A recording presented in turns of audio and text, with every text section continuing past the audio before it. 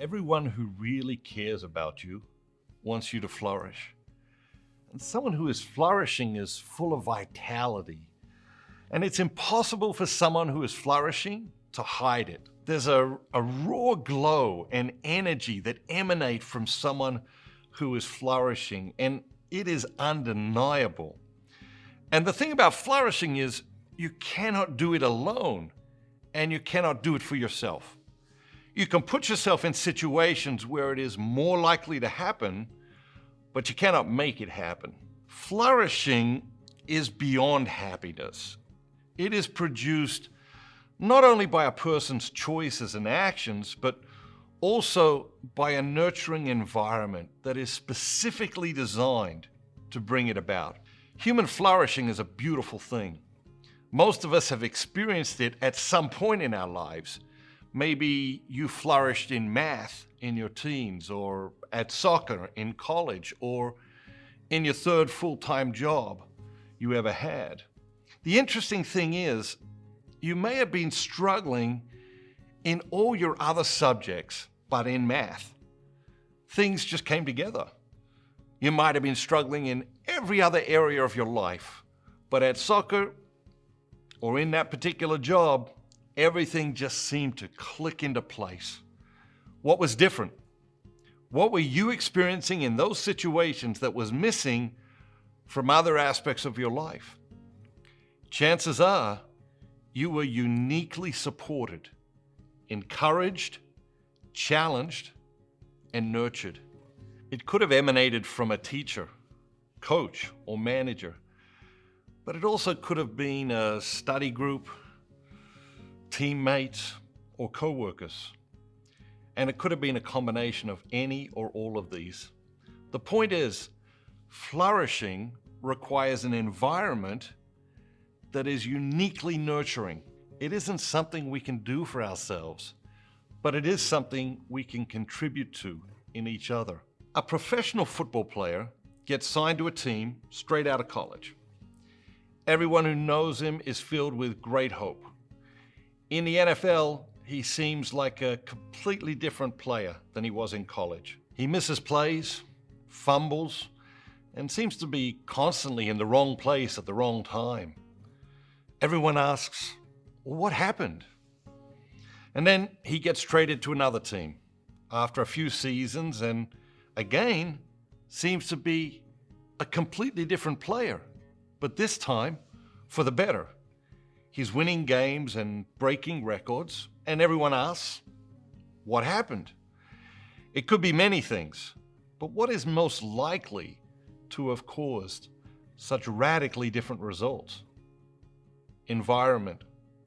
Flourishing requires an environment that is uniquely nurturing. Human flourishing, isn't that what we really want? For ourselves, for our children, for our friends, for our spouse? And don't men and women of goodwill want this for everyone, everywhere, even the people they don't know and will never meet? But what in society is set up with the specific aim of creating human flourishing? Does your primary relationship, your family, your social group, your church, your school, your workplace, your neighborhood provide an environment that is uniquely nurturing? For too many people, the answer is no. I wasn't flourishing at that time in my life. I knew that. But I was so focused on surviving that the idea of flourishing felt like an impossible fantasy. When you have been traumatized by life, it is natural and healthy to go through a period of intense healing and grieving. And while those processes will carry on for years, tapering off, there comes a time to return to the rigors of life. There comes a time to look to the horizon and set your course for the next phase of your life. Knowing when to begin this next phase can be a challenge, but God usually sends a messenger. It was around this time that I had an extraordinary experience. I just finished speaking at a business conference in Palm Beach, Florida, And as I walked from the podium, I was approached by a man who wanted to speak to me. He was with a friend of mine, so I suggested we go backstage and sit down. "When was the last time you felt amazing?" the stranger asked me as soon as I sat down. "What do you mean?" I asked. The question had unsettled me. It was as if he knew something about me that I was trying really hard not to let anyone see in public. He went on to say, "Well, my favorite thing about your books is the questions you ask. And that's my favorite question from all of your books." I smiled and took a deep breath and relaxed a little. He wasn't actually asking me when I last felt amazing, though my mind immediately started to process the question, and it had been a while.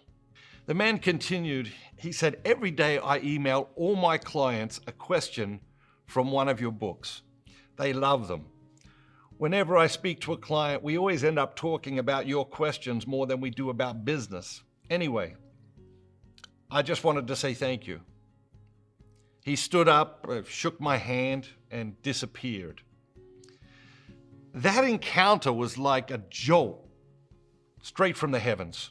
It was arresting. It felt like someone had punched me in the chest to resuscitate me.